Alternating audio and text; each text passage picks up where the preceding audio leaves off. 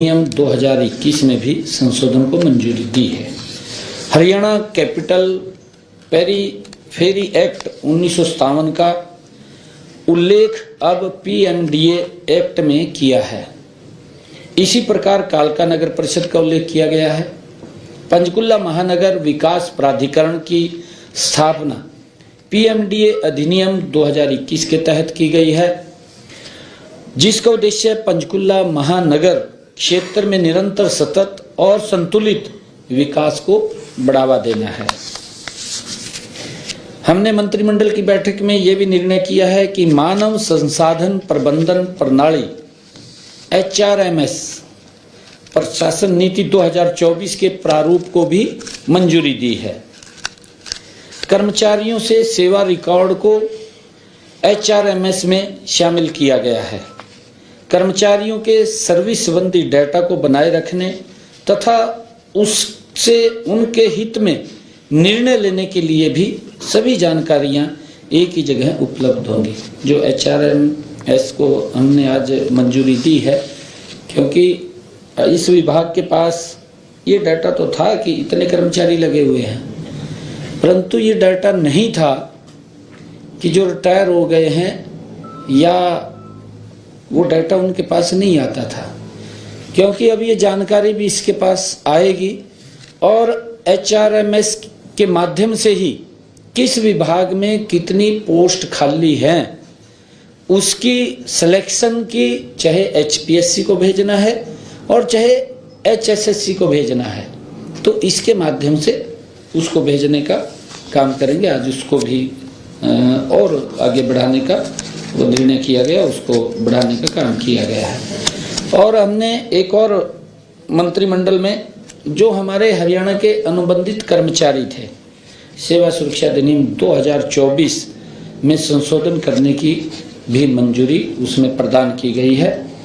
अब संशोधन में, क्योंकि उसके अंदर ये लिखा हुआ था कि कैलेंडर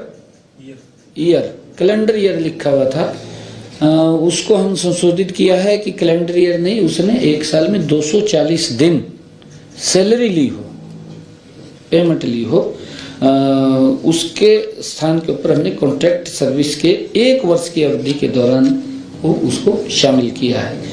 यह निर्णय जो अनुबंध आधार पर लगे कर्मचारियों के अनुरोध पर सरकार ने किया है।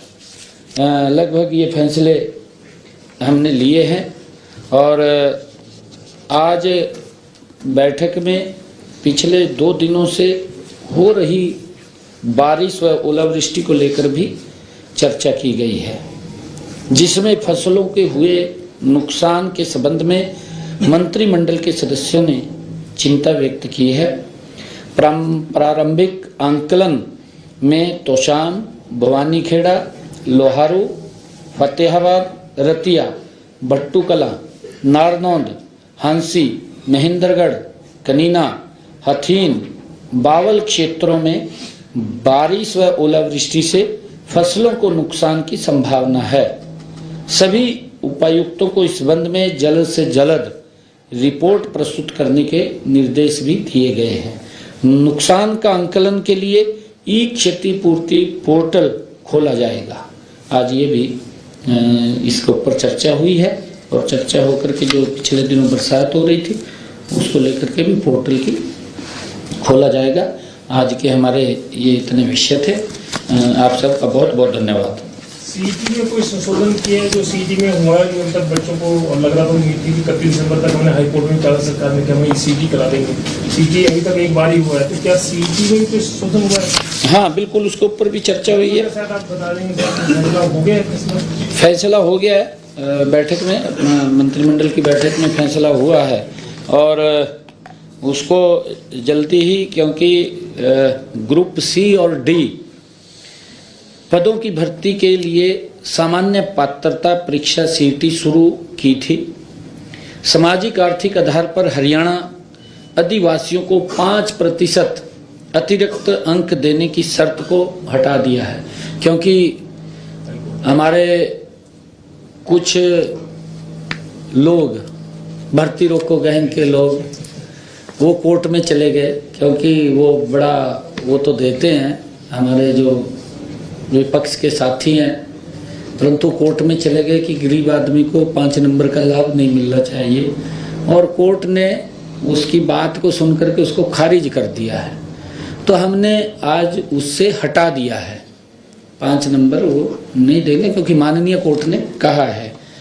और संशोधन के अनुसार यह नीति पुलिस सेवा, कारगर और गृह रक्षक आदि के पदों सहित ग्रुप सी पदों पर भी सीधी भर्ती के लिए लागू होगी, जिसमें शिक्षण पद, भूतपूर्व अग्निवीर और ग्रुप डी के पद शामिल नहीं होंगे, जिनके लिए न्यूनतम शैक्षणिक योग्यता हरियाणा ग्रुप डी कर्मचारी अधिनियम 2018 के तहत मैट्रिकुलेशन से कम है।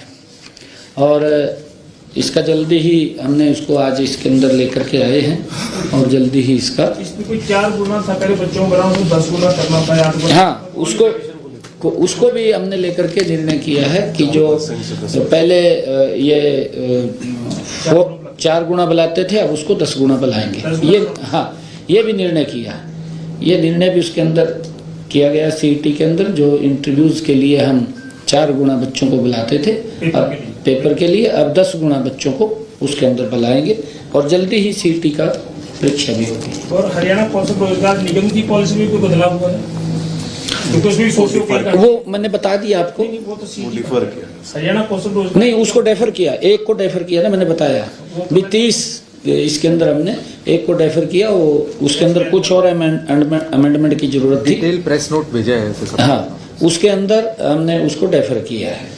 मुख्यमंत्री जी, आपने बताया कि जो नुकसान हुआ है बारिश और ओलावृष्टि से, उसकी डेडलाइन भी रखी गई है कि कब तक रिपोर्ट जो है वो सबमिट करेंगे? वो जिस दिन इसका हमारा ई क्षतिपूर्ति पोर्टल खुलेगा तो उसकी डेट भी आ जाएगी तुरंत। अभी हमने खोलने के आदेश दिए हैं।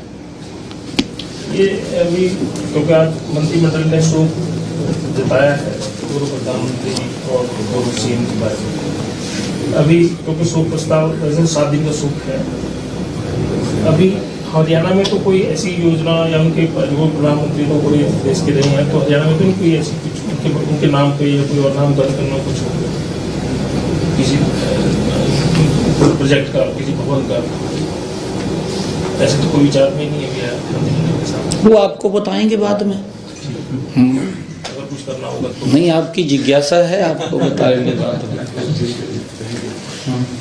और मुख्यमंत्री जी, शिक्षा विभाग के अंदर जिस तरीके से जो आरोही मॉडल स्कूल के कर्मचारी हैं, उनको बीते 3 महीनों से वेतन जो है वो नहीं मिला है, उसको लेकर वो लगातार पत्राचार कर रहे हैं, लेकिन उनकी कोई सुनवाई जो है वो नहीं हुई।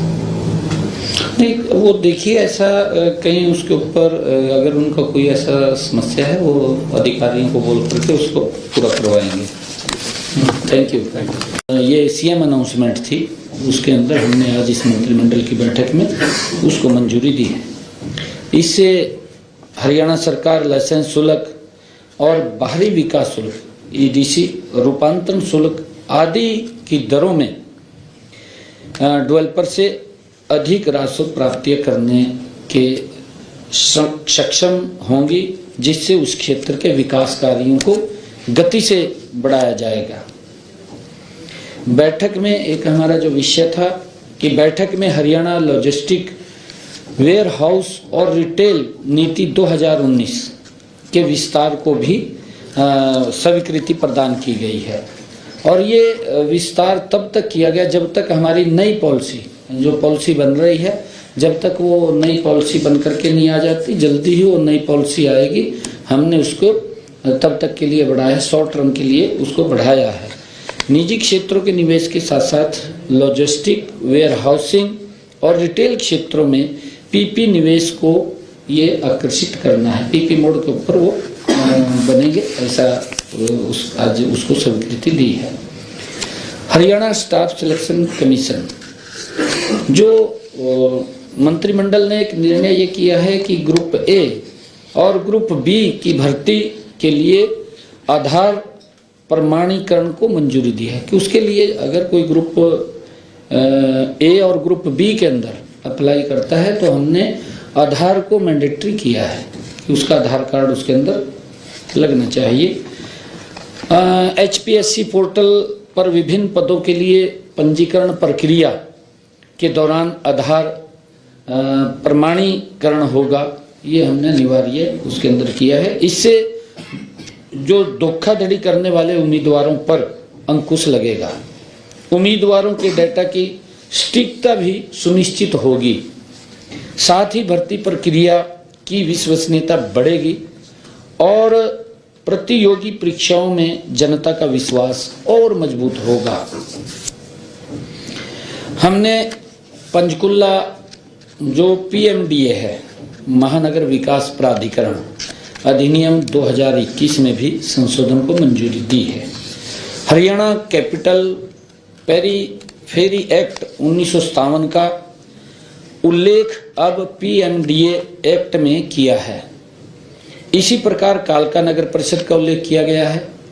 पंचकुला महानगर विकास प्राधिकरण की स्थापना PMDA अधिनियम 2021